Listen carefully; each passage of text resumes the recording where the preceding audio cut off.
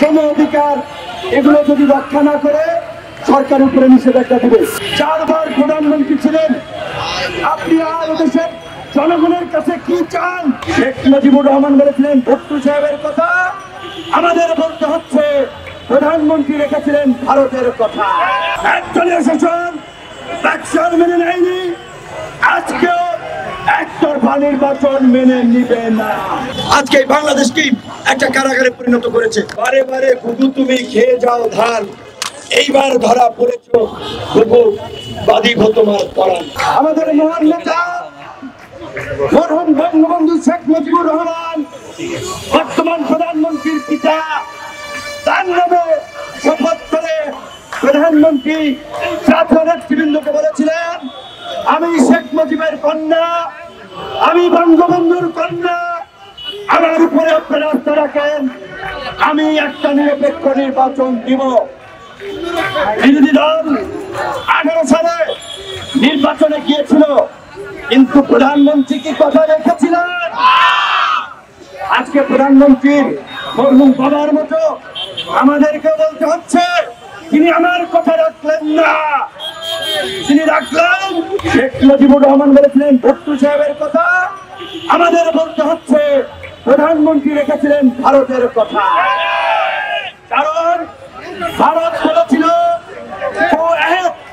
বাংলাদেশের শান্তি, স্থিতিশীলতা, উন্নয়ন যাতে হয়, এই দেশে যাতে সুস্থ রাজনীতি গণতন্ত্র না থাকে, সেই জন্য তোমরা 75-এ বাকশাল কায়েম করতে পারো নাই, এখন একদলীয় শাসন বাকশাল কায়েম করো। কিন্তু আমরা বলতে চাই 75-এ এদেশের জনগণ একদলীয় শাসন বাকশাল মেনে নেয়নি, আজকেও একতরফা নির্বাচন মেনে নিবে না।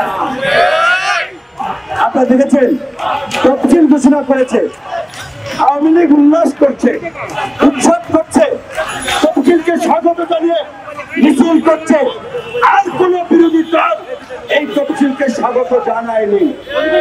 একমাত্র আওয়ামী লীগ এবং তার উৎকৃষ্ট ভোগীরা এই তফসিলকে স্বাগত জানিয়ে উল্লাস করছে, আর সমস্ত বিরোধী দল এই তফসিলকে প্রত্যাখ্যান করে রাজনৈতিক সমঝোতার মাধ্যমে তফসিল পুনর্নির্ধারণের দাবি জানিয়েছে।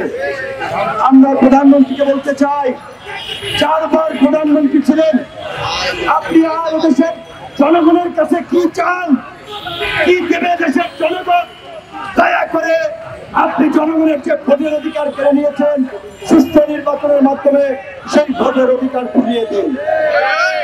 আপনারা দেখেছেন আমাদের উন্নয়ন সহযোগী বন্ধুপ্রতিম রাষ্ট্রগুলো শ্রম অধিকার, মানবাধিকার, গণতন্ত্র নানা ইস্যুতে সরকারকে সতর্ক করছে। সরকার যদি মানবাধিকার, গণতন্ত্র, শ্রম অধিকার এগুলো যদি রক্ষা না করে সরকার উপরে নিষেধাজ্ঞা দেবে।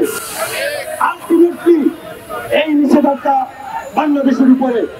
কাজেই প্রধানমন্ত্রীকে অনুরোধ করবো, অবৈধভাবে ক্ষমতায় থাকতে দেশকে বিদেশি নিষেধাজ্ঞার সম্মুখীন করে বাংলাদেশকে একটি ব্যর্থ ও পঙ্গু রাষ্ট্রে পরিণত করবেন না। বিরোধী দল সময়ের সাথে অমানবিক আচরণ করা হচ্ছে। আপনারা লক্ষ্য করেছেন বস্ত্রহীন, কাপড় চোপড় ছাড়া স্ত্রীর সাথে ঘুমিয়ে রয়েছে, সেখান থেকে পুলিশ কেড়ে নিচ্ছে। আজকে এই বাংলাদেশে চুপ চুপ করে আবহমান কালের যে সম্প্রীতির মেলবন্ধন ছিল, আজকে আওয়ামী লীগ সেটাও নষ্ট করছে। পাকিস্তানি হানাদার বাহিনী আলসাম রাজাকারদের দোসরদের মতো সারা দেশের কারাগারগুলো, থানা হাজত, জেলা, আপনার স্টেশন, সমস্ত জায়গায় আজকে বাংলাদেশকে একটা কারাগারে পরিণত করেছে। আমরা সরকারকে হুঁশিয়ারি করে দিতে চাই, পৃথিবীর ইতিহাসে কোন স্বৈর শাসক টিকেনি, আপনারাও টিকবেন না।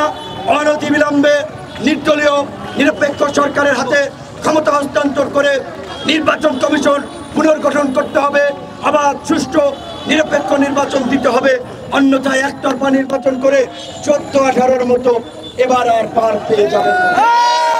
বারে বারে গুগু তুমি খেয়ে যাও ধান, এইবার ধরা পড়েছো গুগু বাদিব তোমার পরাণ। এইবার আর 14-18-র মতো রক্ষা পাবেন না। জনগণকে বলবো আপনারা এই হরতাল অবরোধ 24 ঘন্টা দিনে রাতে সর্বোচ্চ হরতাল চলছে, কাজী সর্বোচ্চ হরতালকে সফল করার জন্য, আন্দোলনকে তীব্র করার জন্য আপনারা রাজপথে নেমে আসুন।